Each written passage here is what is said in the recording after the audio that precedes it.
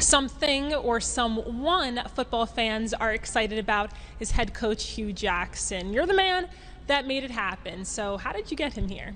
You know what? I'd like to take credit for it, but I can't. I mean, this is about all of us. President Gallo allowed, he entrusted me to provide, the infrastructure to go out and attract a coach of Coach Jackson's caliber. And we worked every angle. We made every phone call. We checked every box. We were very thorough, but we also were very intentional in the type of man we wanted to come in and lead our young men. And so with that, of course, you continue to advance these conversations to make sure that you get it right. Because this isn't a run-of-the-mill program. This is Grambling State University and Grambling State football. And you have to take it seriously. You have to hire the right man for the job, not necessarily the right coach. But you also have to hire the right coach and not necessarily the right man. And so those things are things that have become stalwarts in our program because developing these young men is first and foremost our most serious task. And obviously with football being our stalwart program on the men's side, that's something that the head coach would have had to embrace coming through the door. What were those initial conversations like with Coach Jackson? You know what? They were great. Coach Jackson and I's first conversation was the Friday of Bayou Classic.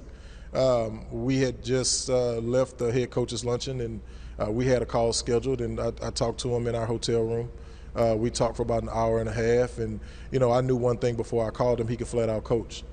While I was interested in his philosophy, I was really more interested in how he sought to provide and build for these young men, what his needs were, and what his philosophy was in terms of how he was going to use his program to develop these young men moving forward in their lives when the air is no longer in that football. And then we continued, just to build a relationship. Again, I knew he could coach. We probably didn't talk philosophy until about our third or fourth call. We had spoken every day for probably about a week.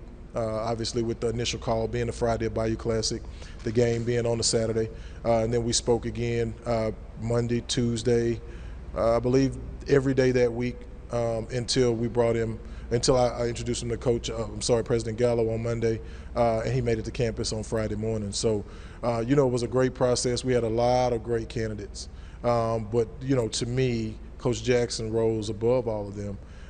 Far and away, actually, because of his commitment to developing these young men. And since he's come on board, he's paid dividends exponentially. Dr. Scott, I don't know if you pay attention to the polls, but Grambling is not getting much love heading into the season. What do you say to those who maybe doubt your program? Nothing.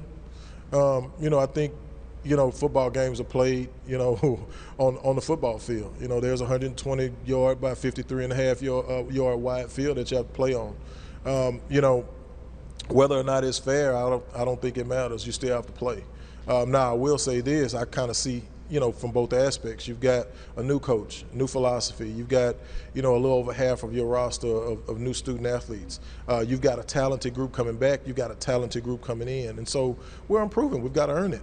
That's fair, but that's why you play the game. And so, I don't, necessarily worry about polls and prognostications or any of that, because you've got to play the game. And we tell our student athletes that all the time. You got to go out and prove it. And so we're excited that they're going to get the opportunity starting week 1 at Arkansas State.